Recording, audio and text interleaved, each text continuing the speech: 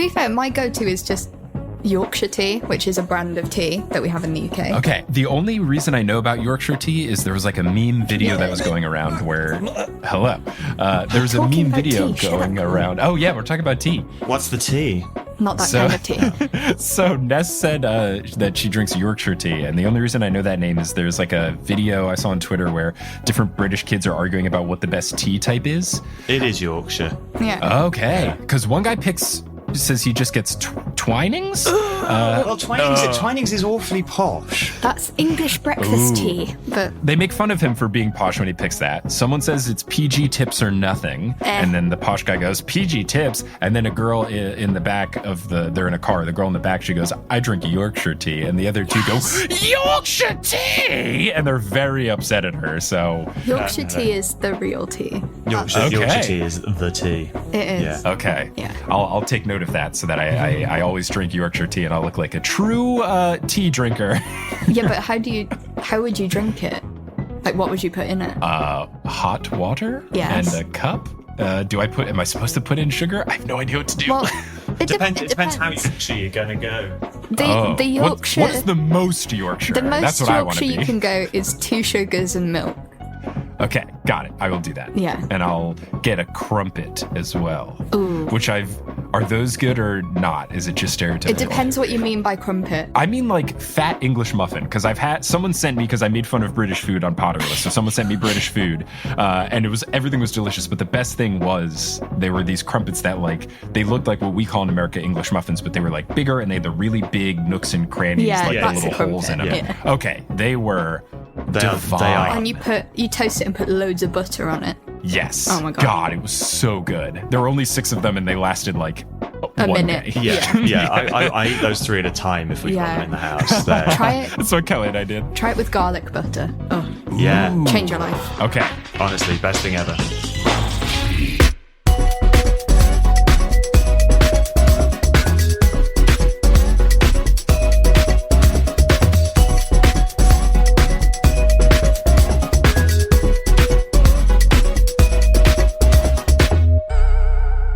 Welcome, fellow sleuths, to Meddling Adults, a game show where we grab our smart and sassy friends and go head-to-head to test our wits against the prowess of fictional young detectives for charity. I'm your host, Mike Schubert. I'm notoriously bad at solving children's mysteries, which is why I am safely behind the judges' table, letting others duke it out instead. Our contestants this week are a lovely group of humans that I've had the pleasure of meeting at LeakyCon. It is the House of Criss Ness. It's Criss and Ness. How is it going? Hello. Hey, Shubs. I'm so happy to have you on, and I'm also very happy to know that you didn't realize until 2 minutes ago that you would be going against each other. Yeah, this is news to us. I thought there was another team. I was all prepared for the House of Criss Ness to be Versus. fully able to discuss. Yeah.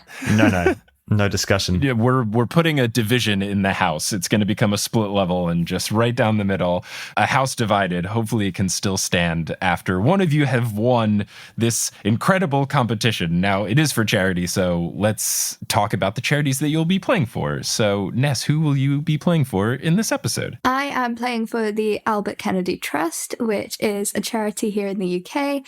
It provides long-term, short-term, and help for LGBTQIA plus young people who need help with housing. If they are feeling unsafe in their current housing situation, they can help long and short term. All right, great. That's fantastic. How about you, Criss? I am playing for Transfiguring Adoption, who are based in Florida. Gorgeous bunch of people. Lovely charity that I met at a convention, a while ago now over in the States, who do amazing work with fostered and adoptive kids and their foster families and adoptive families for the parents and for the children. They work at sort of both levels of helping fosterers who might have foster kids who have very specific needs that they've not had to deal with before, or it might be that the kids need some sort of help in this new situation that they're going into. But they're delightful people and they do fabulous work. That is great. It sounds fantastic. And I'm glad that we can have something positive for Florida on this podcast, because a lot of the episodes I do are about Encyclopedia Brown, which takes place in fictional Florida.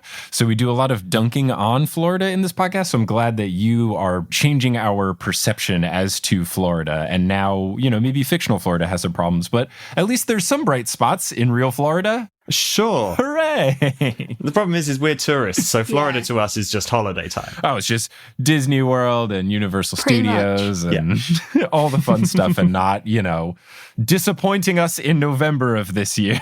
Yeah. Again. How dare they? Well, let's talk about how the game actually works. So I have recapped some mysteries from Scooby-Doo, the esteemed animated television program, specifically from What's New Scooby-Doo, the 2002 reboot, which I absolutely adore. You have not watched these episodes before, at least to my knowledge. I'll go through the mysteries. I'll let you all lay out your accusations of who did it, what was their motive, and there will be points awarded for correct guesses. But there are also bonus points at stake. If you say anything particularly funny that I find tickles my fancy, I'll give you a bonus point because that makes me happy in 2020. If you give a ridiculous guess that is completely off the walls, I'm also here for it as well. And you'll also get a bonus point if there's a Misery Loves Company, where if your guess matches my incorrect guess, I'll give a bonus point out as well. And if the score is still tied at the end of these 3 rounds, we will go to a sudden death riddle. Dun, dun, dun. But we'll see if it even comes to that. Do either of you two have a history with mystery novels or TV shows? Are you into it? Are you big whodunit fans? We do watch a lot of unsolved mystery kind of TV shows, don't we? Yeah, we do love a mystery. We do love a conspiracy. Oh, yeah. Historically terrible at getting it right, though. Yeah. When I was younger, I used to watch a lot of Scooby-Doo, but, the old Scooby-Doo, where you had just 3 panels of background animation and they keep running those over and over kind of thing. Oh, this is fantastic. Well, let's get into our first mystery, which is called Recipe for Disaster. So the opening scene in this, as it always is for What's New Scooby-Doo, is you see someone in peril first, and then we cut to the gang second. So the people in peril here, there is a man and a woman who are dressed up in full Mission Impossible spy gear, and they are breaking into, and I kid you not, the Scooby Snacks headquarters. How could So they are rappelling their way in. They start to try to steal the secret formula when they are attacked by a giant sludge-looking chocolate monster. So just this big, goopy, gloopy monster. And as he attacks the people, one of the 2 spies, if you will, falls down just like this giant gap. Then they just cut to the gang driving around in the mystery machine and I kid you not again, they are driving in a town called Munchville, Ohio. I've been to Munchville, Ohio. It's a real place. Honestly, I would believe it for Ohio, but they say that Munchville, Ohio is the snack capital of the world. I want to go. That sounds so I wanna Ohio, go. doesn't it? We went to a place called Ironton in Ohio for an event last year. Yeah. And it was called Ironton because it was a town that did iron. So yeah, they're driving in Munchville, Ohio. They are passing factory after factory of all of these fictional snack companies. But finally, they arrive at the Scooby Snack Factory. And the reason they are there is because Shaggy found a 1 in a million golden biscuit inside of a box of Scooby Snacks. And the 2 options for your prize were either to go on an all-expenses-paid trip to Aruba or to Munchville, Ohio to visit the factory. Aruba? Yes, Aruba. So you could either go on a trip to Aruba or the factory where they make Scooby Snacks, and Shaggy obviously chose the Scooby Snack tour. Shaggy's just Naturally. in the van like, Aruba? Fuck Aruba. Munchville. What's funny is this is a point of contention between Shaggy and Daphne, because Daphne is very upset that they didn't get to go to Aruba. But I don't know if they would have got 5 tickets to Aruba. Yeah. So I don't really know if Daphne has the grounds to be upset here. I don't know. They arrive at the factory and they are greeted by Penelope Bailey. Penelope Bailey, who, of course, I have identified as she has to be guilty because my rules for guessing Scooby-Doo is the first person you meet is always my guess of who is guilty.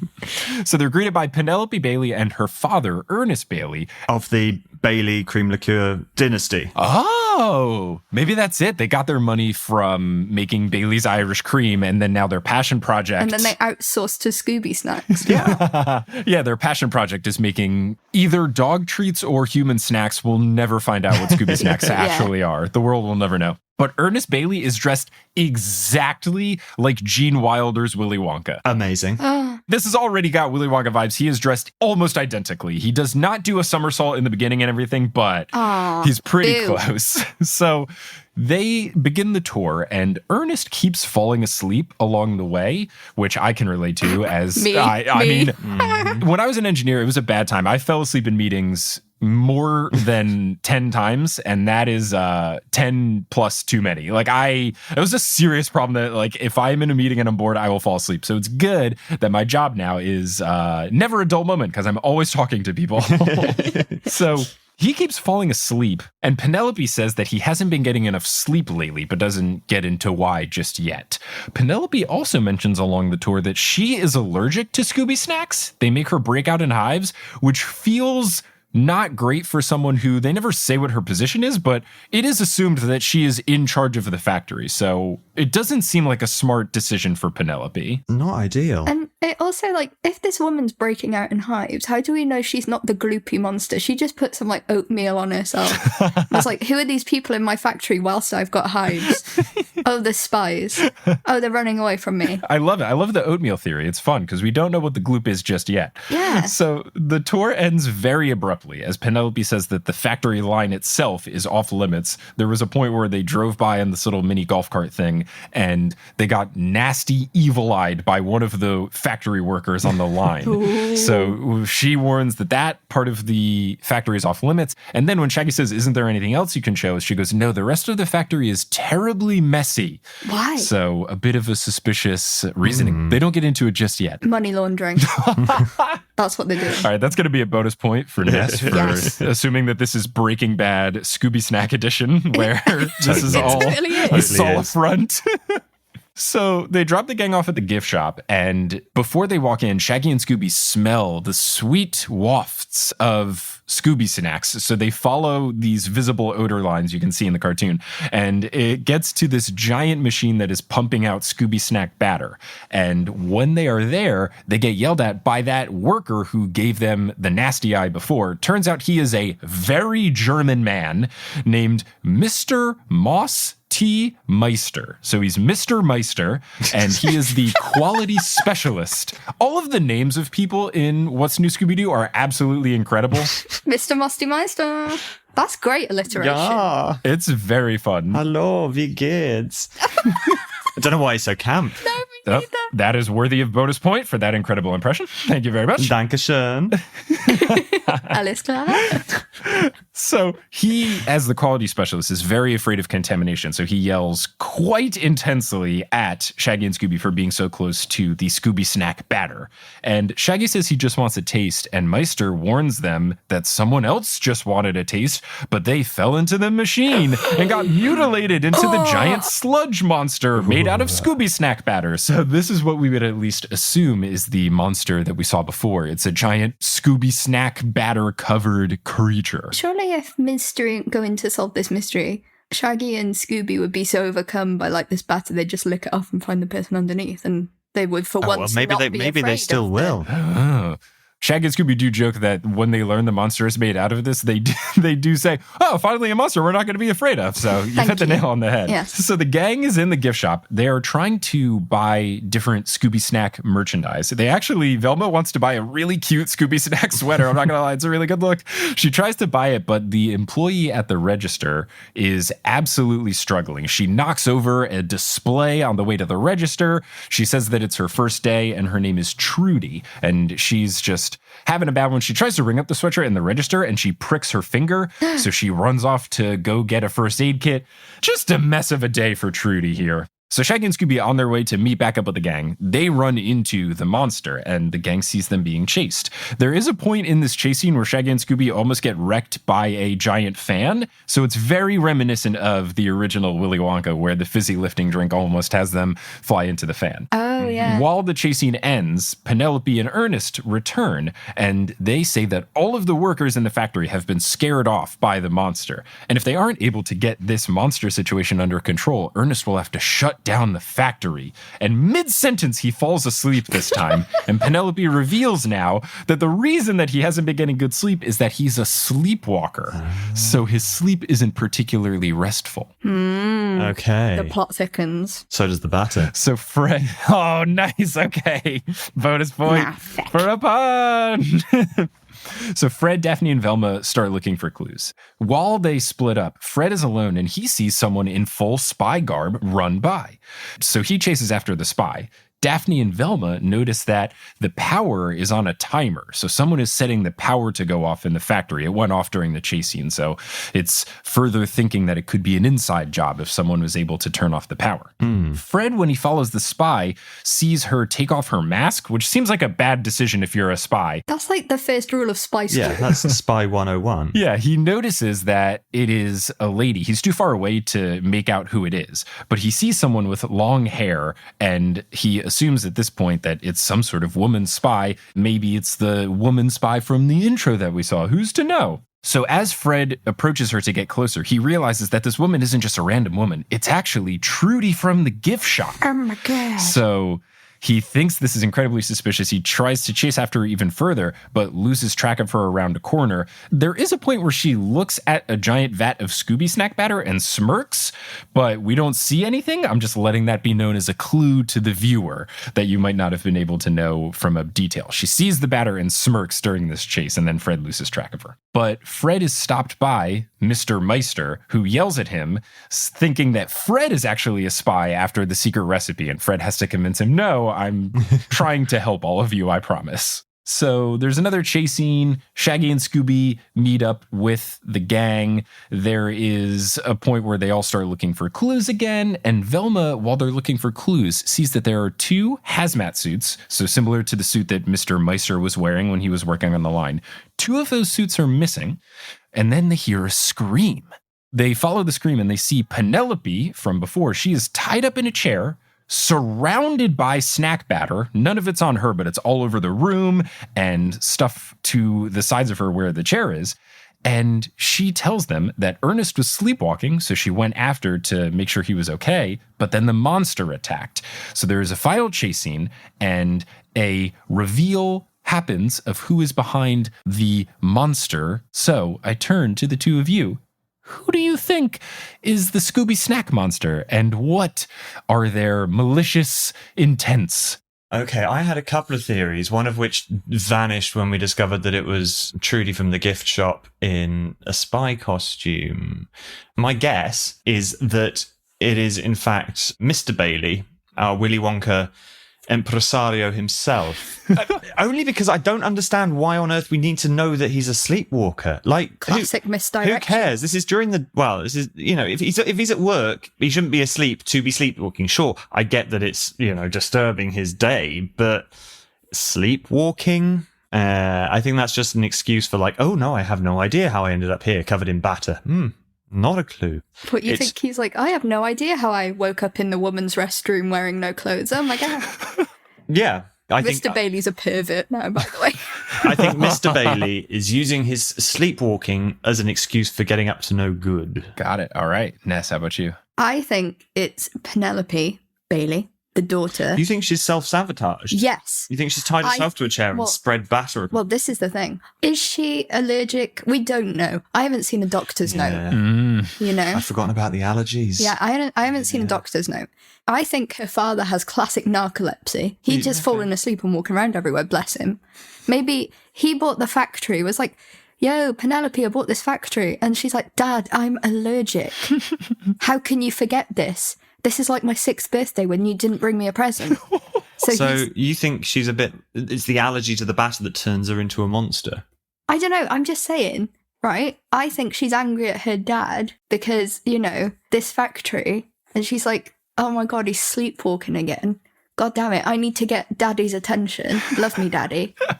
All right. Well, I'm happy to say that, Ness, you are correct in who was behind it. The motive was off, though, but I still gave you 3 points for getting it right. She was doing it because of people trying to steal the secret recipe. She wanted to make people afraid of breaking in for the secret recipe. So she created this monster, which is just her covered in all of the stuff. And she created this idea so that people would stop trying to steal it. It would scare all of the people away. The old guy did just have classic narcolepsy, so it was just a misdirect. There was no real substance to it. It was just to throw people off the scent. And the way she avoided the allergy was those hazmat suits that went missing. She always wore that before covering herself in the batter, and that also made her a bit bigger. You see, if you'd let me keep notes, I might have been a bit better at that. No. Before recording, Criss was told he was not allowed to take notes because Ness didn't have a place to take notes, so it's a full off-the-dome edition here. So at the end of this first round, Ness has a 4-2 lead, so those bonus points have kept you in the running. It's all good, Criss. Take that. For now.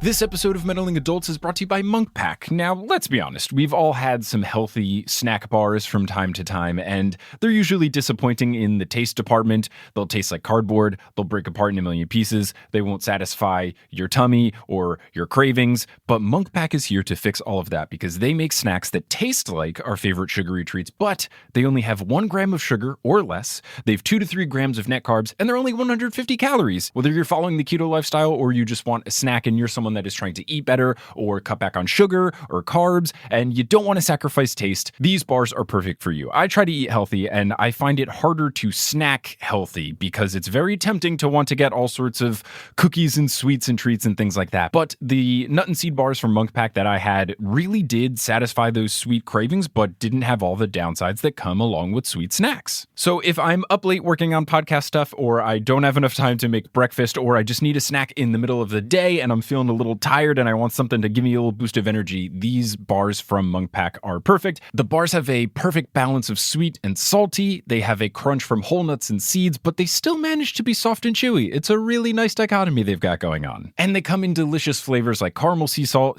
dark chocolate, and peanut butter dark chocolate. That final flavor I just mentioned, peanut butter dark chocolate, is my favorite. It is just so good, getting the creaminess of the peanut butter with that really nice dark chocolate taste along with the nuts and the seeds.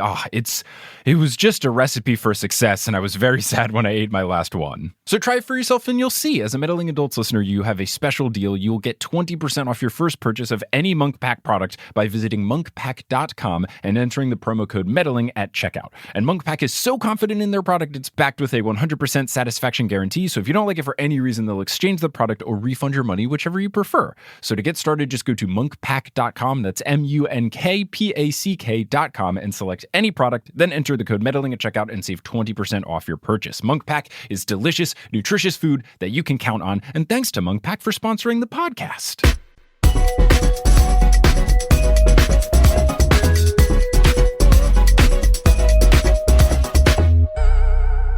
So we move on to our second mystery, which is called Ready to Scare.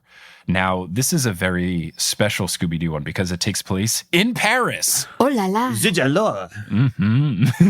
So the first opening scene we see is a fashion expo. They are having a rehearsal for it outside of Notre Dame, rip, in Paris. So, it's a building. Like when people were all up in arms that the building burned down, it's like there's people that are not doing so well. Like, yeah, if I had $1 billion to give away, I'd probably give it to, the climate rather than the Catholic Church. Or, kids who are starving. Right, humans, not a tourist trap. Like, it is sad. It is also a building. Do we need to give more money to the Catholic Church? No, they're good. I think we're good. They're good. I think we're good. As someone that is Catholic and went to K-8 Catholic school in high school, we're all right. So they're at Notre Dame. Clearly, this was made in 2002, but the models are practicing their runway walks, and these models are on rollerblades, so very here for this. Now, while they are doing this rollerblade model situation, a gargoyle at the top of Notre Dame comes to life, flies down, picks up one of the models, and flies away. And the fashion designer, the director, the guy in charge screams, "Danica, no!" as she is being stolen. Danica, no! Oh no, but French. Danica, no! So then we cut to the gang driving, and they're not driving in the Mystery Machine. They're actually driving in Le Machine Mystère. It's the exact same, but they've repainted the part that says the Mystery Machine to say this instead. And I laughed so hard when I was watching it. Is there a special place you pick that one up at the airport when you arrive at Charles de Gaulle? Either that or they drive it and Fred's like, well, I got to take this to the auto shop because now we're in Belgium, so we have to change the language of the Mystery Machine here. So they're driving around, and Fred, in this whole series, Fred has become lovably good-naturedly unintelligent, and it's great. Like, he's always trying his best, but he's just so silly. And usually when they go to other countries, it takes the form of him not knowing the language. And this is what happens here, because instead of saying bonjour to people, Fred says du jour to people. The day. Like he's talking about soup. So it's so he's just saying of the day to everyone. So the reason the gang is in Paris is that they were going to surprise Daphne's cousin, Danica, who was up for Model of the Year. They show up to the place where the fashion expo is happening and they learn Danica's been stolen by a gargoyle. Oh, if I had a nickel for every time. Take it away to the Wicked Witch of the West's castle. So when they show up, they see the fashion designer from before, as well as a blonde woman we have not met yet. And we learn that this fashion designer's name is Toddy Stickfigure. Oh my God. So a Tommy Hilfiger joke. Toddy Stickfigure is talking with this blonde woman about the show going on despite Danica being captured. He says the show must go on, and he wants this blonde woman to replace Danica as the most featured model in the performance. I'm sorry, I'm still laughing about the toddy stick. Yeah, it's really good. They do this with a lot of names where there's an episode that it didn't really work for the show, but I did watch it where they had a Jane Goodall character and her name was Joan Goodsome instead of Jane Goodall. Like, they do this with a lot of celebrity names, and I'm so incredibly here for it. Oh gosh. So Daphne overhears this, and she's livid that they are not upset about Danica being stolen. Toddy seems very much way too okay with this. Even when pressed about it, Toddy says, of course I'm upset. That outfit was to be sold and was worth thousands. So he is very much not concerned about Danica being gone. He's more concerned just about him, his fashion show, etc. The blonde woman steps forward and introduces herself. She says that her name is Brooke Bjork, and she is Danica's roommate, and she says that she is absolutely distraught about her friend, roommate, coworker, fellow model being stolen by, a gargoyle. I'm sure she is. Mm-hmm. Can I just point out they're not called gargoyles, they're called grotesques. Oh. Because gargoyles have water coming out of their mouths. Whoa! Bonus point for pedanticness. I love it. Thank you. Pedanticness. One word. I love it. Another bonus point for realizing I made a pun without even trying by messing up the word pedantry, I think it is. Yeah. Another thing we learn is that in attendance at the fashion show was going to be this world-famous French movie star named Guy Levartone. Sorry. Come again, Mike. What was that? Guy Levartone. Guy Levartone is how the French people in this episode pronounce it. But I Googled how to spell it, and according to the Scooby-Doo Wikipedia, it is Guy Levartone. That is literally a joke from the producers that you've just pulled there. Yeah. Oh, I don't know the producers well enough to know. Is that another like celebrity name that they've done, or no? There's a guy who goes to the auditions when they're auditioning for Springtime for Hitler, and one of the guys is calling out the next person to come in and audition. He goes, Jacques Lepedieu, Jacques Lapidus. Comedic genius me. Look at this. I've done puns without realizing it. Channeling Mel Brooks. I have right there. made the same jokes Mel Brooks has made without knowing. You're in good company, Shoobs. Clearly my unconscious is funnier than I am, so I need to find a way to channel that. So Velma reveals that he's a world famous movie star. She is absolutely smitten with him, loves his work, etc. So while they are looking around for clues, they see a trail of coarse limestone. It's in this gray, goopy form, which feels like you could cover yourself in it if you wanted to look like a grotesque. Thank you. Not a gargoyle unless you had water to spare. And this trail of limestone leads into a manhole. Sorry, hang on, Mike. There's a trail of white, gloopy stuff leading into a manhole. It is dark gray, gloopy stuff. Okay. I'd be worried. But I am giving you a bonus point for pointing out that the way I described it, not helpful. But I do, gloopy stuff to a manhole. All right. So Velma, Daphne, and Fred go into the manhole, which is leading to a sewer, not, someone's bum. And Shaggy and Scooby go into Notre Dame to look for clues there. Shaggy and Scooby, when they're inside Notre Dame, run into, and I kid you not, the Hunchback of Notre Dame. Quasi, he's there. Yeah. Awesome. So he's there. It is not Quasi. It is someone whose name is Sonny. He is the bell ringer, and he looks just like a like a more athletically put together Hunchback of Notre Dame, but he's still wearing like the green shirt and the khaki pants and stuff. But his job is to ring the bells. Similar role, but it's not the same Disney character we've all grown to know and love. Sadness. So while the rest of the gang is down in the sewers, Velma is talking about how the French sewers in Paris are a tourist attraction, which is not true. No, that's the catacombs, surely. Yes. Yeah. So they get to the catacombs eventually, but while they're down in the sewer, they find Danica's clothing, her toddy stick figure attire. They find it down there. And also they see Guy running past them. They're very confused, but right after they ask, why is he running? Why is he here? They see a big flush of water going through the sewer. So that pushes them and they get whisked away down a corridor. But we cut back to Shaggy and Scooby, who are now talking with the Hunchback who originally scared them. But he turns out to be this really nice guy, Sonny. He has food prepared for them. There is wine and cheese and bread because they're in Paris. And it's very nice. They have a good time until he starts talking about what he says are gargoyles. So incorrect, as we've pointed out. So he's being a little creepy about the gargoyles. He says that the gargoyles love having company and he loves to clean the gargoyles. He has named all of the gargoyles. He goes into detail about what he does to clean the gargoyles. So it starts from Sonny being pretty normal and seeming like a nice guy and just being misunderstood to, oh no, he is a little bit creepy. He has a fetish for Yeah. grotesque things.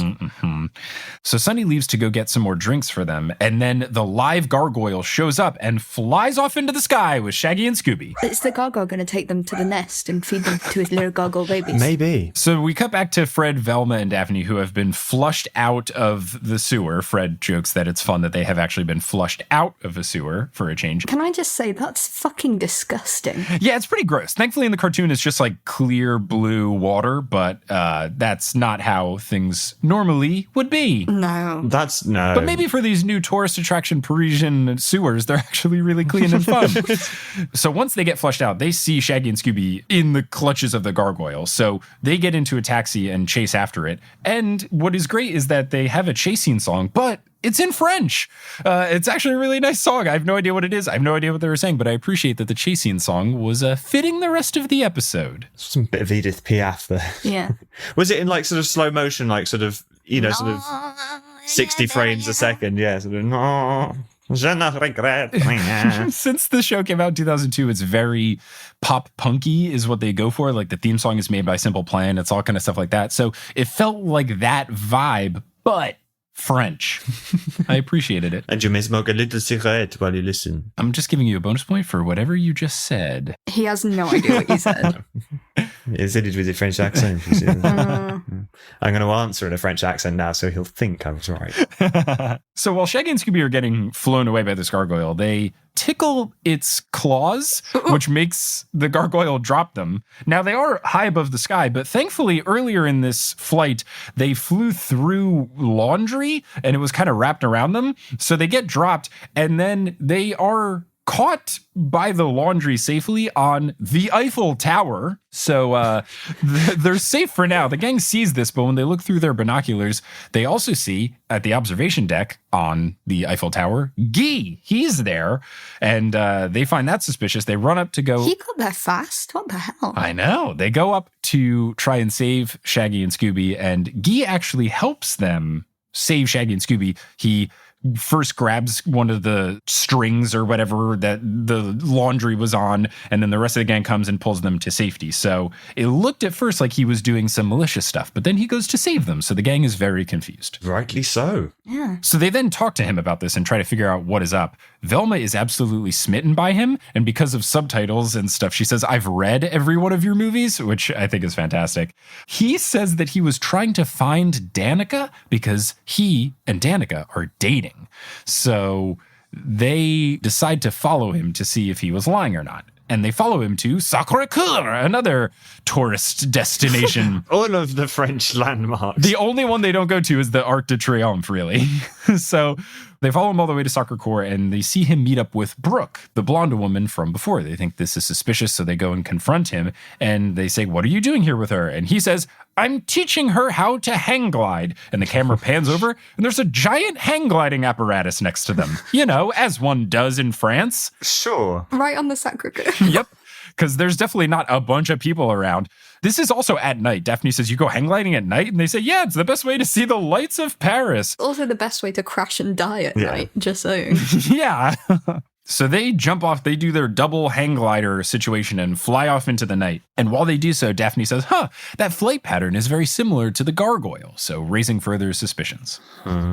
So Dun, dun, dun. they try to see where they're going. And there is one of those telescope touristy lookout things. So Fred says, hey, this telescope takes these little quarter thingies. And Velma goes, those are Frank's. And he goes, I thought they were mine.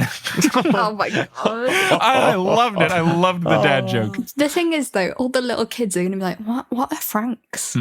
So they see that the two of them have flown to a limestone quarry. So they go to the quarry to investigate. They see more of this dark gray, not white goop that was near Notre Dame. And Velma points out, this quarry may lead to the catacombs. And Shaggy and Scooby go, oh, what's that? And then once Velma describes that they are, filled with bones of dead, buried people, they are terrified. Zoinks! Bones! Yeah, exactly. They try to run away, but of course, they fall and knock the rest of the gang into a tunnel, which leads them directly into the catacombs. So they're now inside the catacombs. They bump into Sonny, the bell ringer again. He says that he is there. He also followed the gargoyle. And they go, wait, you followed the gargoyle? And then that starts a gargoyle chase scene.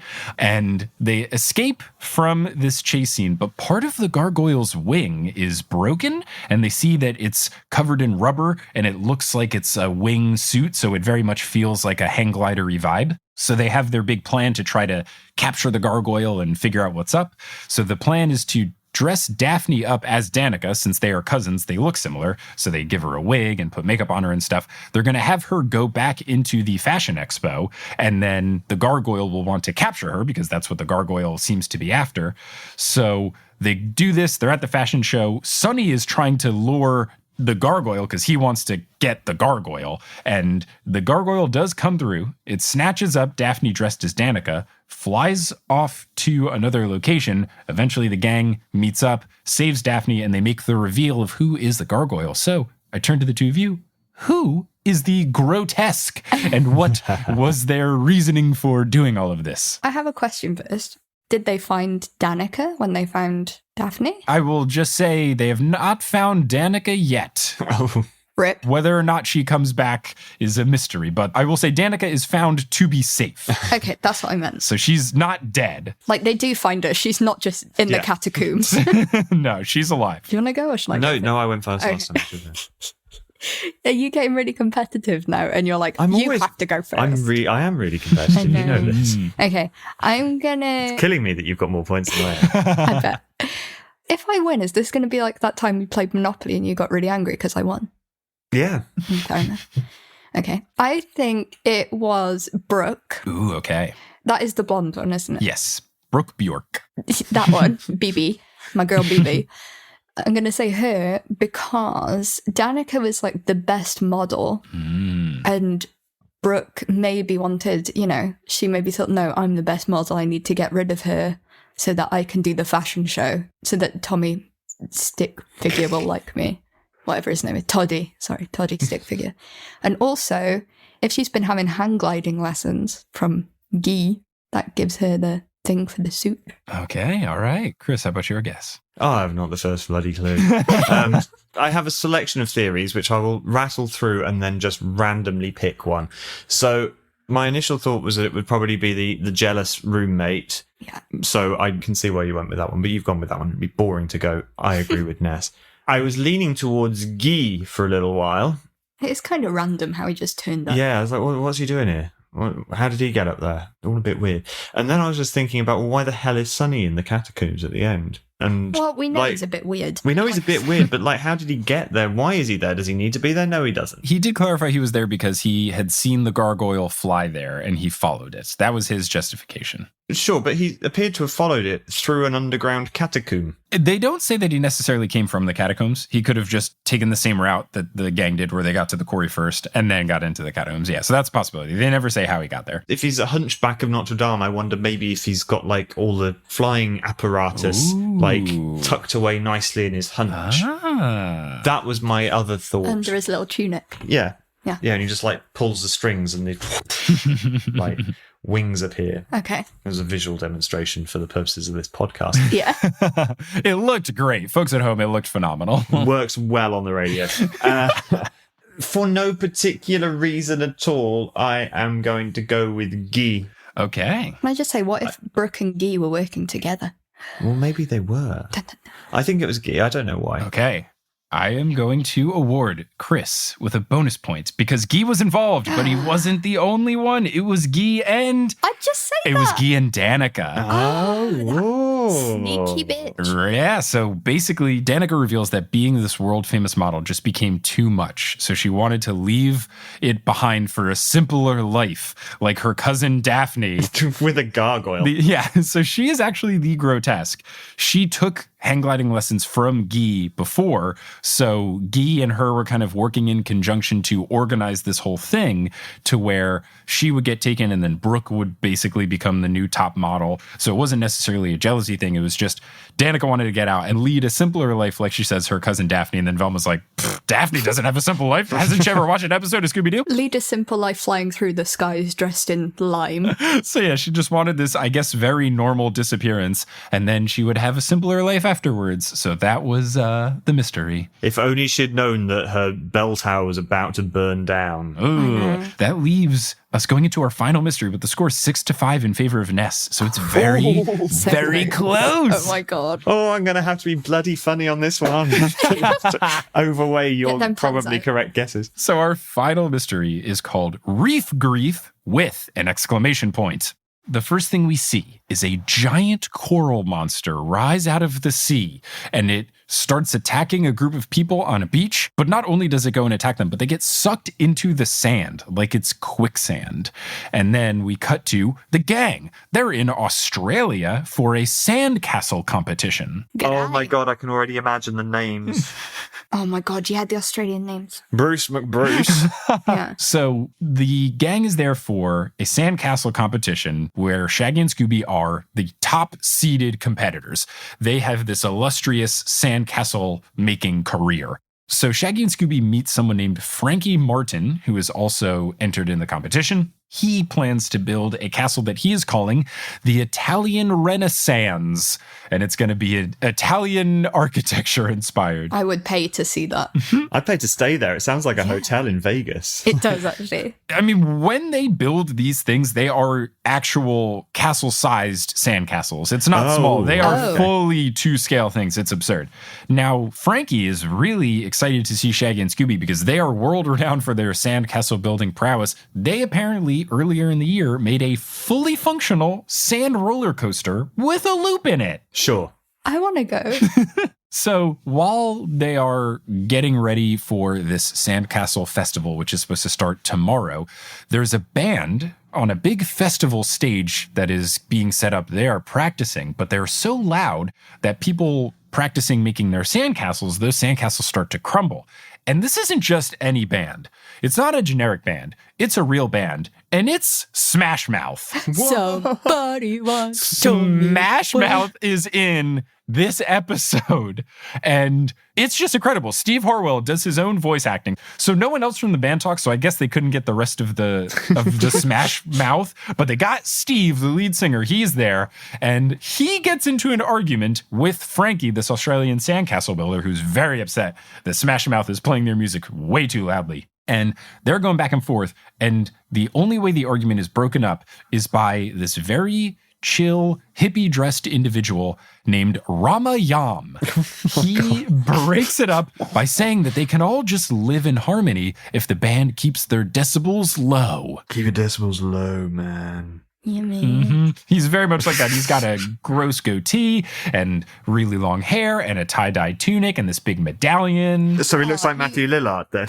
You know that he is going to Munchville for 420. Yeah. Yeah. So Shaggy and Scooby's plan is to make this big rendition of King Arthur's castle, but they also want to include a drive-through window for a seafood restaurant. They are going to call this castle Clam-A-Lot. Oh, That's my their God. plan. I love it. So that is their plan, and Ramayam thinks it's a great plan. He is also running this sandcastle competition. He is overseeing it. He says, oh, we've invited all of the competitors to do some yoga. Why don't you join us? So they all start to do yoga, and while they and a lot of other people are doing yoga, the coral monster comes back, rises out of the sea, starts to attack them. People get sucked under the sand. The normal situation. Your standard everyday coral monster attack. Can I just ask, when you say sucked under the sand, do you mean like they're just gone? They fall under as if they completely fell through a quicksand pit, but it's very rapidly. So it's very much like a whoop, and they are underground. Okay. So later that night, the gang is taking shelter in Shaggy and Scooby's castle, which they have started to build.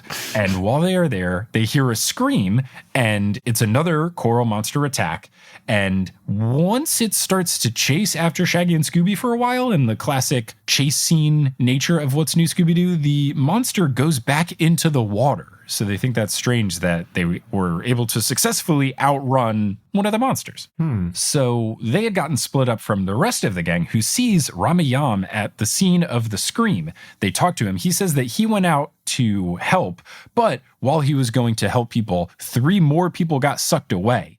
And Fred finds the medallion that Ramayam was wearing earlier semi-buried in the sand, and he goes, oh, I guess that fell off in the scuffle. After they have this conversation, 2 surfers come up. They have very thick Australian accents.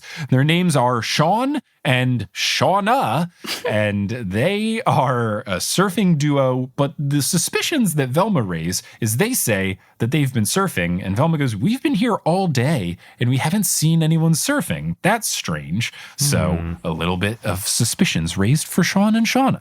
Now, Shaggy and Scooby later on get attacked by the coral monster. It lashes out seaweed like a rope, and it gets tied around their ankles and starts to drag them into the water. This guy's badass. Yeah, and while that is happening, people rise out of the sand like zombies.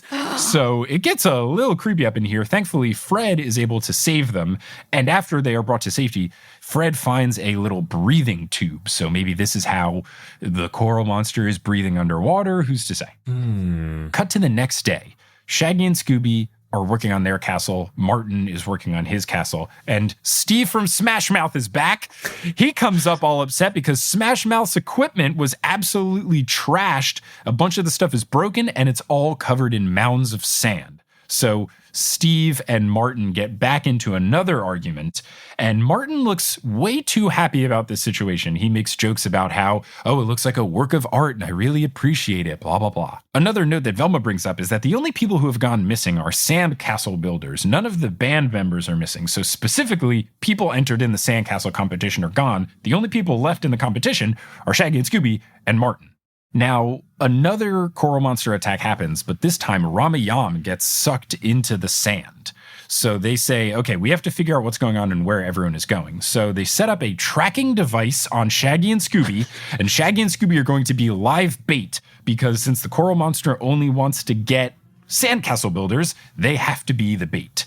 And this happens, they get chased, they play a Smash Mouth song for the chase scene, which I think is great. I love when they get bands in the mix, that they use their actual music. I love the idea of guest artists. Yeah. Yeah, Oh, that's on great. Scooby-Doo. Yeah. There was an episode where Simple Plan was actually involved in the mystery, and then all of the music for that episode was just regular Simple Plan songs. It's fantastic. That's great. Yeah. Wasn't there an episode of CSI where Kiss were in it, or am I making that up? I'm There's sure a there was. Scooby-Doo episode with Kiss. There is. There is. There's a CSI Vegas with Criss Angel. That's what I'm thinking. Oh, Mindfreak. Wow. That is the most 2002 sentence possible, I think.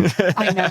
We went to see Mindfreak, didn't we? We did. You did? What did he do? What was the coolest thing? He was actually really good. Ripped his shirt open a lot and Yeah, Mindfreak a lot. It was very obvious that he loved himself, but the magic was good. I mean, if you're headlining a magic show in Vegas, to be fair, the MGM very kindly gave us free tickets, so it wasn't necessarily our choice to go and see him, but it was an enjoyable evening. Yeah. And he did some very clever stuff, just mostly half naked. Oh, okay. And with half-naked women. And I have to say, completely beside the point, but he impressed me because he does a lovely trick where he's releasing doves out of Christ knows which orifice in his body, and they all come flying out into His manhole.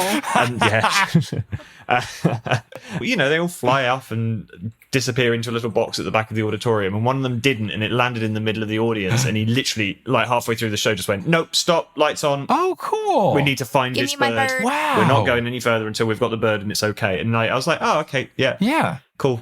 Good human. Yeah. Nice person. Mindfreak, nice guy. Or Mindfreak, heart of gold. Mindfreak, gold heart? Something. He's a nice guy, cares about animals. We got there. So He's an angel. He's an angel. There it is. Okay. Bonus point for Criss, which is now tied the Shit. game. Now, after this attack, the surfers are back. And it's the same thing where Velma goes, we have not seen anyone surfing. What the hell is happening? And they reveal that they are upside down surfers. So, Well, they are in Australia, so... they wear scuba gear and they latch into their surfboards, and then they have some sort of propeller-ish device on the back where they ride the wave, but upside down. It's their own invention. So Can I just say literally not possible if there's a bloody coral reef? truly impossible. So they do say that they got out of the water when they saw this coral monster. So that's their reasoning for being where they are now. So the Shaggy and Scooby tracking dots that the gang had set up shows that the two of them are under the Great Barrier Reef. So the gang goes out with scuba gear to try and find them. Oil pipeline. Oh, you're not too far off. So Shaggy and Scooby find the other people, and they are hypnotized-esque. They feel very zombie-esque. They're all digging under the Great Barrier Reef. They're making some big tunnel. So Shaggy and Scooby decide to play along and act like they're doing it too and try to figure out what's up. So the rest of the gang finds them, and then Shaggy and Scooby, very ventriloquist, all like, we're pretending, with winks and not opening their mouth, act like they're doing it too. So the gang is going to try to go along with this, but unfortunately, they're doing this and Fred knocks over a giant structure, so it gives it away that they are not perfect zombies or whatever. So they all get chased by these zombie-made people, and Ramayam is among them. There is a chase scene that's going on. Part of this chase scene involves the tunnel getting a hole punctured in it, so water starts rushing in, and the coral monster shows up, but it saves Scooby from being stuck in the tunnel and safely delivers him back to shore. The rest of the gang is able to get back on the boat that Fred, Velma, and Daphne used to scuba dive down underneath to find them. So they are all brought to safety, and then the reveal is made of who is behind this whole big scheme. So I turn to the two of you. What is up? And who's behind this? This is the hardest. This is really tricky. It's a tricky one. I'm happy to answer any questions you may have. You're going first. My gut instinct is that it is whatever his name is, Frankie Valli and the Four Sandcastles. Steve. Frankie Martin. Frankie Martin, because the obvious thing is that he's trying to eliminate the competition. He's only taking out sandcastle builders. That seems like the obvious choice. And that was my gut instinct. However, for reasons yet again unknown, I am going to go with your man Steve from Smash Mouth, and he's got some weird and ulterior motive. Because, quite honestly, why else is he there? Apart from the fact that he's playing a festival and, I assume, promoting a new album on Scooby. What? It doesn't really work like that. It's not like going on a chat show, is it, to promote your new work? You don't go on a kid's animation to... No. Next level marketing from Steve from Smash Mouth. Always got to innovate. Steve from Smash Mouth, who quite honestly we haven't heard enough from in this story, or life generally. Where has he been? Under the Great Barrier Reef, sucking people into the sand. I wondered what you were going to say at the end. Yeah, I know you did. Okay, I'm going to go Ramayam. Ooh, okay. Ramayama Ding Dong. Has there been a Ramayama Ding Dong? Yeah. Is there a reason, or was it just so that you had an excuse to say Ramayama Ding Dong, which is completely valid? No, there is a reason. Although there is a grain of truth in that. What? Sorry, it's a sand joke. It was joke. a sand joke. There's a grain of truth. Oh, okay. You're believable. Get it, Sand Bay? I think you're taking the tides out on that joke. Oh my god. Oh my god. Stop. Because you're going to earn points. Shut up. Anyway, I'm going to carry on. I think it was him because he's invited all these people to the sandcastle competition. Sounds like a great distraction if you're trying to build, an oil pipeline under the Great Barrier Reef. It's like, oh, I know, I'll invite all these people. Oh, I'll also invite my good friend Steve from Smash Mouth because the music will drown out my drilling for oil. Well, I'm happy to let you know that, Ness, you are correct. It was Ramayam, and you are so very close to what it was. Now, Criss, I did give you 2 bonus points for first thinking it was Steve from Smash Mouth, and then also the grain joke was very solid. So Thank you. The final score will be 9-8. But Ness, you were so close to the money. So what he was doing was trying to build the Reefway. So he's not actually Ramayam. He's some dude named Spencer Johnson in disguise as Ramayam. He's basically like they were ahead of their time. He's an Elon Musk spoof, basically. He wanted to make this highway under the ground called the Reefway. So the sand castle people were getting sucked down because they're so good at building and digging stuff that they could help make this tunnel. And then his medallion that he's wearing, he used to hypnotize them into following his orders. So that was his whole master plan. What was the straw bit about? The breathing tube thing? Yeah. I think that was just a misdirect to make you think it might be the surfers since they use scuba gear to do their upside down surfing. Yeah. So I think it was just a misdirect there. But that was what was going on with Ramayam / Spencer Johnson, this bullshit entrepreneurial guy that wants to make an undersea freeway. And then it's revealed that the coral monster is real. What? So it just is a coral monster. Yeah. There was even a point where Daphne goes, so you're telling me for once the monster is actually a monster? And Velma's like, yeah, coral is actually a living organism because it technically is, but not to the extent that the coral monster exists. But, that is the surprising nature of it, is that the monster was actually real, but he was a good guy because he saved Scooby and he didn't actually do any of the sucking people under the sand. That was all of the Ramayam / Spencer Johnson stuff. So what was the coral monster doing? Oh, he's probably like, hey, don't litter. Leave my coral alone. It's just that his unfortunate language is going, "Ah!" Well, coral doesn't speak. Yep, that's exactly it. They were messing with his coral, he was upset, and he can only communicate in groans. But thankfully, the episode ends with Smash Mouth putting on a big concert, and everyone's really happy. Of course. Yay. Yeah. That's how that episode ends, and now we're at the end of this episode. Wait. Do we know who won the Yeah, sandcastle that. competition? Oh, so it ends up being Martin because Shaggy and Scooby's King Arthur thing got destroyed in the mess of all of this. So what they ended up doing, though,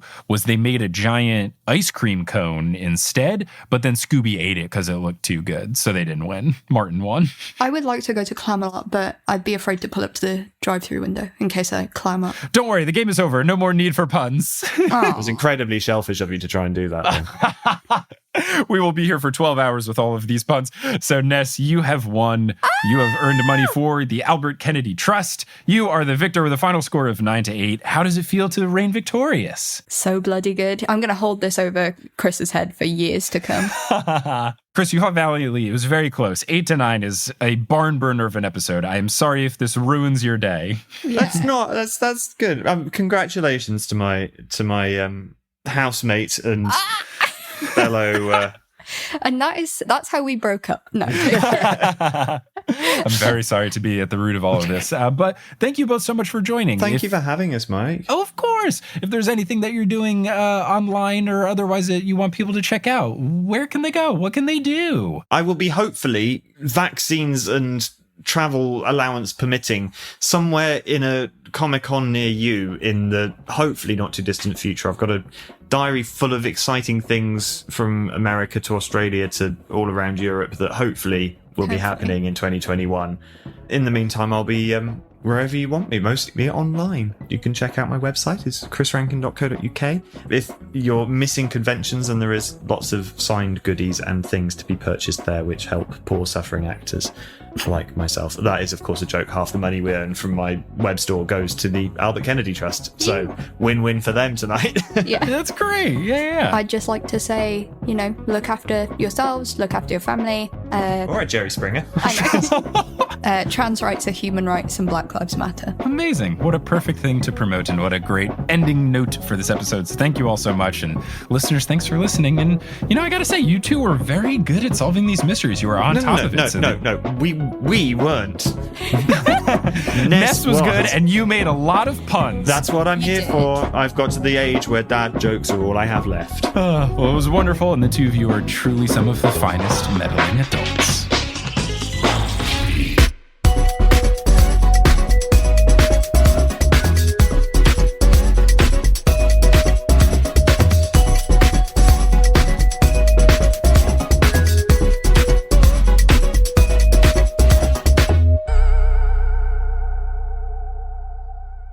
Hey, thank you so much for listening to this episode of Meddling Adults. Meddling Adults is created, hosted, and produced by me, Mike Schubert. Our editor is Brandon Grugel. The art is by Maayan Atias and Kelly Schubert. The music is by Bettina Campamanes and Brandon Grugel. And the web design is by me and Kelly Schubert. If you want to support the show, you can do so in a couple different ways. On a monthly basis, you can do so at patreon.com/meddlingadults. You'll get access to bonus audio, early episode releases, and more. If you want to support and just make a one-time donation, you can do so at paypal.me/meddlingadults. And both of these methods of support help us raise even more money for charity. We first cover all expenses, and then all of the remaining funds go to the winning charities from this season. If you're not in a place right now where you can support the show monetarily, but you still want to help out, you can do so by telling someone about the show, whether you post about it on social media, reach out to someone directly, or leave a rating and review online. If you want to learn more about the show, you can go to our website, meddlingadults.com. And if you want to follow the show on social media, you can find us on Facebook, Twitter, and Instagram at meddlingadults, or on Reddit at reddit.com/r/meddlingadults. Thanks again so much for listening, and hope to see you for the next episode of Meddling Adults.